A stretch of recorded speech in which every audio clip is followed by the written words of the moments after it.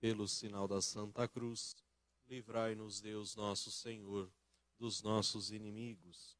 Em nome do Pai, e do Filho, e do Espírito Santo. Amém. Meu Senhor e meu Deus, eu creio firmemente que estás aqui, que me vês, que me ouves. Adoro-te com profunda reverência. Peço-te perdão dos meus pecados e graça para fazer com bom fruto este tempo de oração. Minha Mãe Imaculada, São José, meu Pai e Senhor, meu anjo da guarda, intercedei por mim. Esta é a nossa 19ª meditação sobre a busca das verdadeiras alegrias. Na semana passada, nós iniciamos as nossas reflexões a respeito da visita que Maria faz à sua prima Santa Isabel. E nós meditamos que a humildade de Maria, ela é uma grande fonte de alegria. Então, vivermos com humildade nos inspira verdadeiras alegrias. E hoje, a partir desta mesma cena da visitação de Nossa Senhora à sua prima Santa Isabel, nós vamos refletir o tema Maria e a alegria da fé. Então, de que forma a alegria e a fé estão intimamente relacionadas? Como a fé pode ser fonte de verdadeira alegria para nós?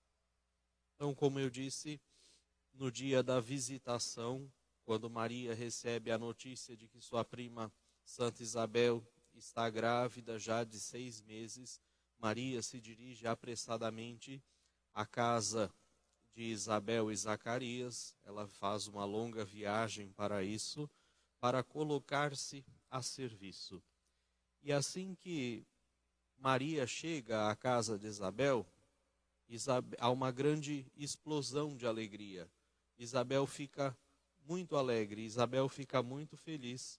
Ela diz: Maria, assim que você entrou na minha casa, assim que a tua saudação chegou aos meus ouvidos, a criança que está no meu ventre pulou de alegria. E o texto do Evangelho de São Lucas vai nos dizer que Isabel ficou cheia do Espírito Santo a partir da saudação da bem-aventurada Virgem Maria, a partir da sua presença na sua casa, nem tanto pela sua presença, mas mais pela presença daquele que ela trazia no seu ventre. Então, Isabel, movida por este Espírito Santo, ela louva Maria com uma voz forte, vai nos dizer o texto, e ela vai dizer: bendita és tu entre as mulheres, bendito é o fruto do teu ventre. E ela ficou comovida e ela vai dizer: porque mereço a honra que a mãe do meu Senhor me venha visitar. E depois ela vai dizer: assim que a tua saudação chegou aos meus ouvidos, a criança que eu trago no meu ventre também pulou de alegria. Em seguida, Isabel vai proclamar que Maria é bem-aventurada. E a bem-aventurança de Maria é exatamente esta: feliz aquela que acreditou, feliz aquela que teve fé, porque será cumprido o que o Senhor lhe prometeu. Se nós olharmos os evangelhos, principalmente o Evangelho de São Lucas, que traz os episódios relativos à infância, à concepção, à infância de Jesus, um pouquinho também em São Mateus e também em São João, já a presença de Maria em 2 ocasiões, tanto nas bodas de Caná, quanto aos pés da cruz. Nós vamos encontrar, portanto, Maria presente na vida de Jesus, na sua fase adulta. Nós vamos perceber que a vida da bem-aventurada Virgem Maria nunca foi uma vida fácil, nunca foi uma vida tranquila. Desde o início, desde a concepção, ela sabia que o seu filho seria o Messias, que o seu filho seria aquele que Isaías anunciou como o servo sofredor. Isso também foi lembrado a Maria quando ela apresentou Jesus no templo. Simeão disse: uma espada te traspassará a alma. Ela sabia disso, ela tinha convicção disso. Mas, ao mesmo tempo que ela sabia o que lhe esperava, ela não sabia em que momento essas circunstâncias se dariam. Portanto, ela se abandonou nas mãos de Deus, ela se abandonou à sua fé e foi vivendo a sua vida guiada por esta fé. A gente talvez fique bastante assombrado se a gente de fato prestar atenção nisso, talvez a gente nunca tenha notado isso, mas quantas e quantas provações a bem-aventurada Virgem Maria experimentou ao longo de sua vida, e em nenhum momento os evangelhos nos falam que ela ficou triste, que ela ficou abalada, que ela ficou perdida, sem saber o que fazer, mas muito pelo contrário. A sua fé em Deus fez com que ela se mantivesse confiante quando não encontraram um lugar para que o menino nascesse, e tranquilamente eles foram para um estábulo, eles foram para um presépio, e ali o menino Jesus nasceu. Ficou confiante, ficou tranquila, quando soube que precisaria fugir das garras de Herodes, para que seu filho não fosse morto juntamente com tantos outros recém-nascidos. Ficou tranquila, ficou serena, quando aos 12 anos o menino Jesus é perdido no templo em Jerusalém, e ela não sabia onde ele estava. Ficava tranquila, quando certamente os evangelhos não falam isso, mas os evangelhos deixam claro que Maria, durante toda a vida pública de Jesus, o acompanhou. E certamente ela se manteve tranquila também, quando começaram os rumores de que estavam conspirando com Jesus, estavam conspirando contra Jesus, e finalmente o ponto máximo. Quando Jesus é pregado na cruz, Maria estava ali serena, confiante, forte, aos pés da cruz. Ela sempre foi vendo estes acontecimentos da sua vida como se fossem novos anúncios, como se o anjo voltasse a cada acontecimento, a cada fato, e lhe comunicasse: você é a mãe do Salvador, você é mãe do Filho do Altíssimo, você deu à luz ao Filho do Altíssimo, o seu reino, o reino de Cristo. Hoje nós celebramos a solenidade de Cristo, Rei do Universo. O reino de Cristo, o reino do Filho de Maria, é um reino sem fim. É um reino eterno. E isso fazia com que Maria sempre acolhesse estas mensagens, estes acontecimentos, com muita segurança. Segurança essa trazida pela fé. E o que fazia com que Maria compreendesse todos estes fatos? Certamente era o seu espírito de oração. O texto sagrado, lá no Evangelho de São Lucas, capítulo 2, versículo 19, vai nos dizer que Maria guardava todas estas coisas, todos estes acontecimentos no seu coração. Aqui fica muito claro: guardava no coração, meditava, rezava, entregava a Deus tudo aquilo que ela via. Ela não emitia um parecer, ela não emitia uma conclusão sobre aquilo que estava acontecendo, mas ela guardava no coração, esperando a vontade de Deus. E era deste guardar no coração que vinham as luzes, que vinha a força, para que ao longo de toda a vida ela fosse correspondendo àquilo que Deus ia lhe pedindo. E sempre com a mesma generosidade daquele primeiro pedido de Deus. Eis aqui a serva do Senhor, faça-se em mim segundo a tua palavra. Maria abandona-se totalmente nesta palavra. Não só de forma verbal, faça-se em mim segundo a tua palavra, de forma verbal, mas também de forma explícita.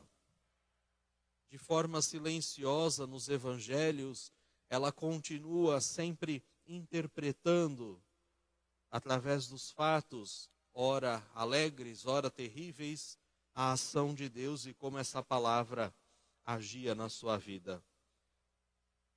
Maria nunca cedeu ao desespero, nunca cedeu à dúvida, mas ela sempre soube ouvir a voz de Deus. Se nós olharmos para os mistérios do Santo Rosário, nós vamos perceber isso claramente. Em alguns momentos, a vida de Maria foi gozosa, foi alegre. Então, a alegria dos anjos, a alegria dos pastores adorando o menino, a visita dos magos que vieram adorar o Senhor. Fatos e fatos da alegria de Maria. Depois nós vemos que também a vida de Maria foi uma vida luminosa. Quando, por exemplo, nas bodas de Caná, Jesus, atendendo ao seu pedido, realiza o seu primeiro sinal, o seu primeiro milagre. Outras vezes a vida de Maria foi dolorosa e nós acompanhamos a Via Crucis, nós acompanhamos a paixão e morte do Senhor. E finalmente, esta vida de Maria foi gloriosa, quando através da redenção, através da ressurreição do seu filho Jesus, ela também experimentou as alegrias do céu, ela experimentou a vinda do Espírito Santo, ela experimentou a sua assunção, a sua subida aos céus de corpo e alma.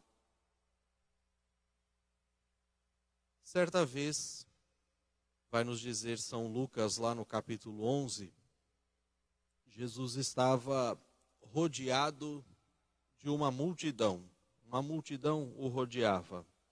Esta multidão o escutava, o texto vai nos dizer, eles estavam fascinados ao ouvir Jesus.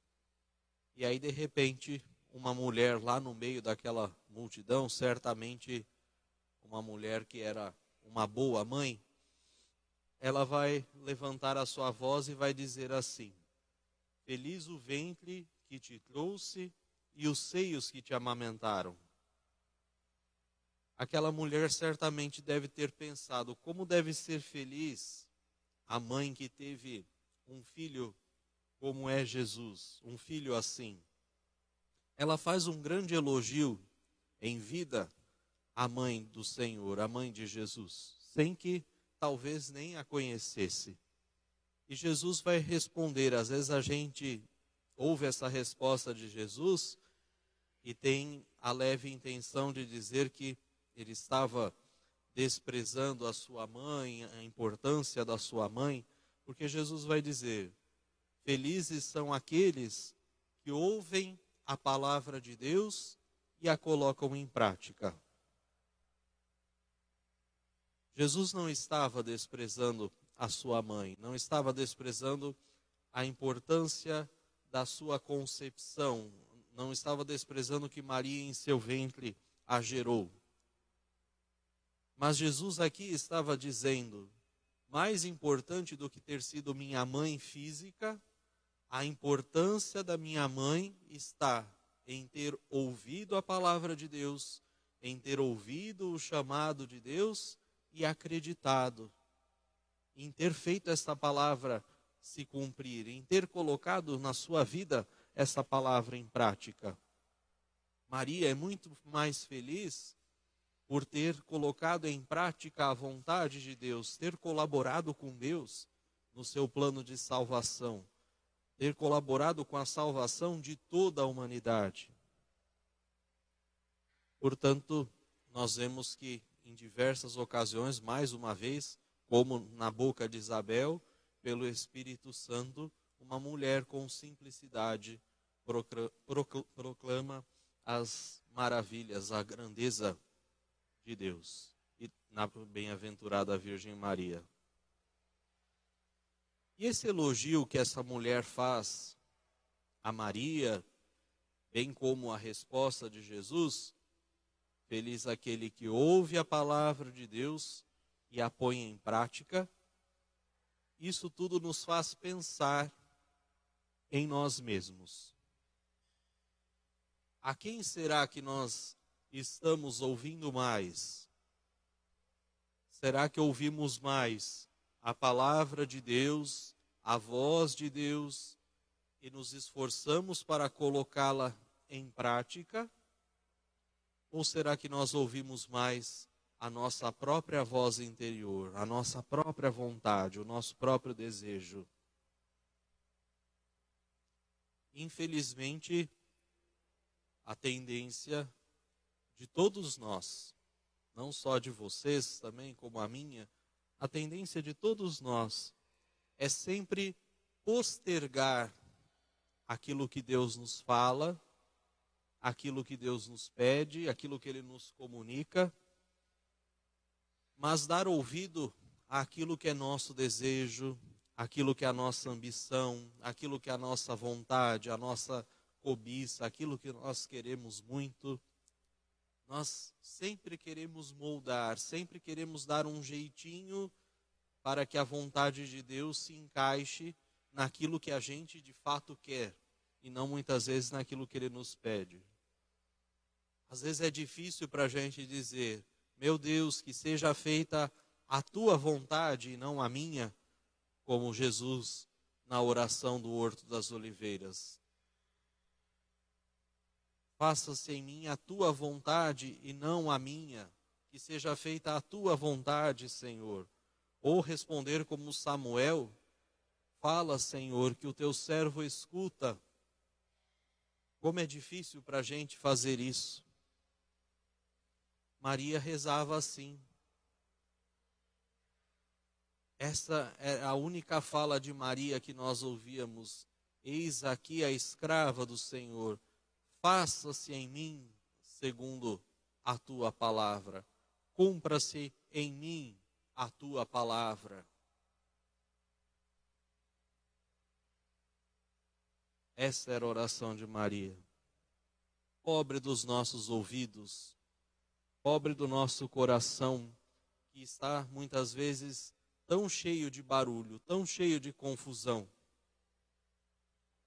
Nosso coração, na maioria das vezes, é um coração duro, um coração ensurdecido, um coração incapaz de ouvir a voz de Deus. A nossa vida muitas vezes não é um diálogo com Deus. A nossa vida, na maioria das vezes, é um monólogo. A gente quer que Deus nos ouça, que Deus nos atenda, que Deus faça aquilo que nós precisamos ou que alguém que a gente gosta precisa, mas a gente não para ouvir Deus. Será que não ouvir Deus, será que não colocar em prática a fé nos faz pessoas felizes? Nós estamos meditando exatamente isso, sobre como encontrarmos as verdadeiras alegrias. Será que não ouvir Deus, fechar o nosso ouvido e o nosso coração à vontade de Deus, nos faz verdadeiramente pessoas felizes? Pessoas alegres? Vamos olhar para o exemplo de Nossa Senhora. Vamos fixar o nosso olhar na nossa mãe, na mãe de Jesus. Vamos repetir mais uma vez as palavras de Jesus. Felizes os que ouvem a palavra de Deus.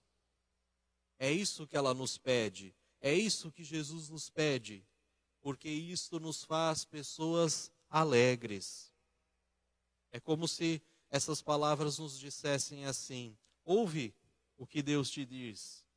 Procura na palavra de Deus, procura nas Sagradas Escrituras a luz que você precisa para iluminar os teus caminhos. A luz que você precisa para responder às tuas dúvidas, os teus anseios. A luz que você precisa para enfrentar as tuas dificuldades, os teus problemas. E Maria está dizendo: olha para o meu filho Jesus. Olha para o meu filho Jesus. Por quê? Porque ele é a luz do mundo. Porque ele tem palavras de vida eterna. Olha para o meu filho. Olha para o meu filho e você vai ver que as coisas ficam claras. Olha para o meu filho e você vai ver que a paz vai alcançar o teu coração.